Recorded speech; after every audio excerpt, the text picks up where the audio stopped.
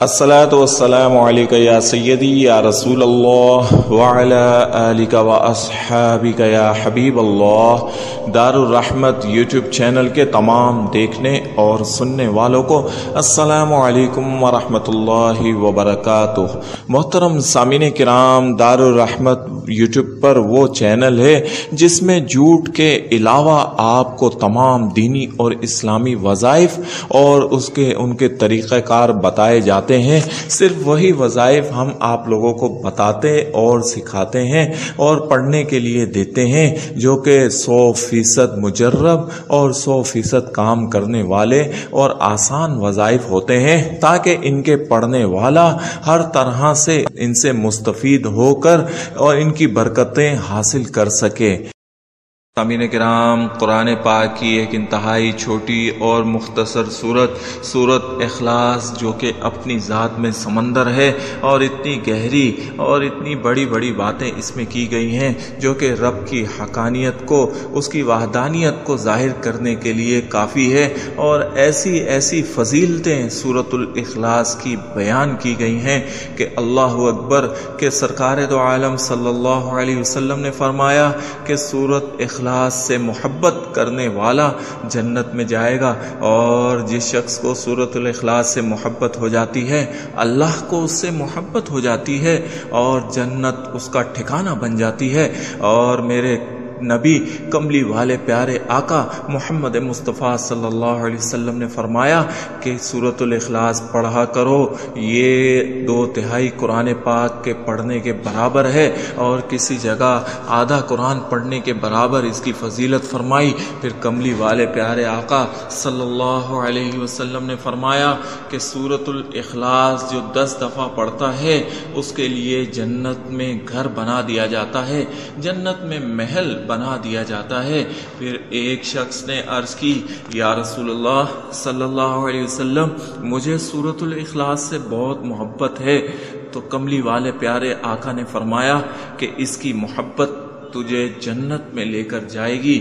اور اسی طرح سے آپ صلی اللہ علیہ وسلم نے اس کی اتنی فضیلتیں بیان فرمائی ہیں کہ یہاں پر ویڈیو میں بیان کرنا جو ہے وہ ممکن نہیں ہے، اور یہ 4 آیات پر مشتمل چھوٹی سی صورت ہے۔ آپ کسی بھی مقصد کے لیے اس کو پڑھ لیں، آپ کا وہ مقصد پورا ہو جاتا ہے۔ کسی خواہش کے لیے پڑھ لیں، وہ خواہش پوری ہو جاتی ہے۔ کسی حاجت کے لیے پڑھ لیں، وہ حاجت پوری ہو جاتی ہے۔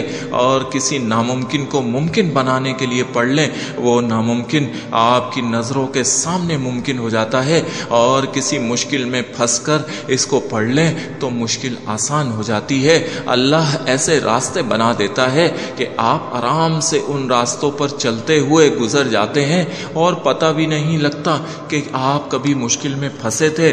گویا کہ دنیاوی جتنی مشکلات ہیں، جتنے معاملات ہیں جو آڑے ٹیڑے ہیں، جتنی حاجات ہیں جو پوری نہیں ہو رہی، اور جتنی خواہشات ہیں جو دل میں بسی ہوئی ہیں اور ابھی تک ادھوری ہیں، اور جتنے ایسے معاملات جو آپ پورا کرنے کے خواہش مند ہیں، اس کا حل سورۃ الاخلاص ہے۔